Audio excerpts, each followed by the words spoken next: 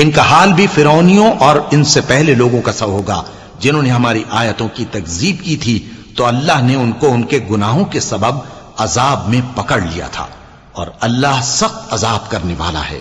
اے پیغمبر، کافروں سے کہہ دو کہ تم دنیا میں بھی عنقریب مغلوب ہو جاؤ گے اور آخرت میں جہنم کی طرف اکٹھا کیے جاؤ گے، اور وہ بری جگہ ہے۔ تمہارے لیے دو گروہوں میں جو جنگ بدر کے دن آپس میں بھڑ گئے قدرت الہی کی عظیم الشان نشانی تھی۔ ایک گروہ مسلمانوں کا تھا، وہ اللہ کی راہ میں لڑ رہا تھا، اور دوسرا گروہ کافروں کا تھا، وہ ان کو اپنی آنکھوں سے اپنے سے دگنا مشاہدہ کر رہا تھا، اور اللہ اپنی نصرت سے جس کو چاہتا ہے مدد دیتا ہے۔ جو اہل بصارت ہیں ان کے لیے اس واقعے میں بڑی عبرت ہے۔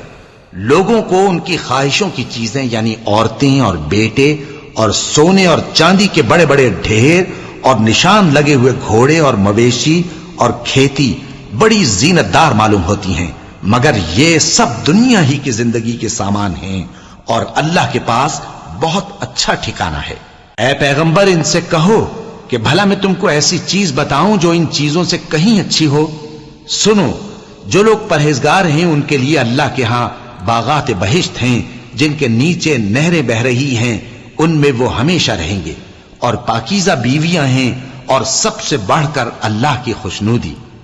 اور اللہ اپنے سب بندوں کو دیکھ رہا ہے جو اللہ سے التجا کرتے ہیں کہ اے پروردگار، ہم ایمان لے آئے سو ہم کو ہمارے گناہ معاف فرما اور ہم کو دوزخ کے عذاب سے محفوظ رکھ۔ یہ وہ لوگ ہیں جو مشکلات میں صبر کرتے اور سچ بولتے اور عبادت میں لگے رہتے اور نیکی میں خرچ کرتے اور اوقات سحر میں گناہوں کی معافی مانگا کرتے ہیں۔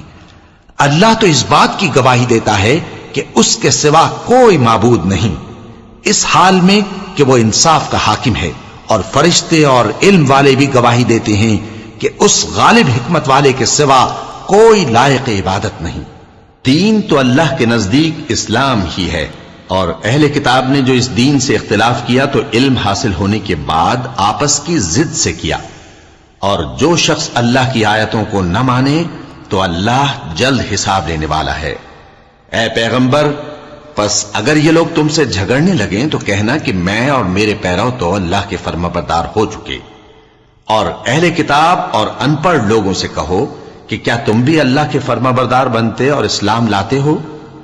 پس اگر یہ لوگ اسلام لے آئیں تو بے شک ہدایت پالیں، اور اگر تمہارا کہا نہ مانے تو تمہارا کام صرف اللہ کا پیغام پہنچا دینا ہے، اور اللہ اپنے بندوں کو دیکھ رہا ہے۔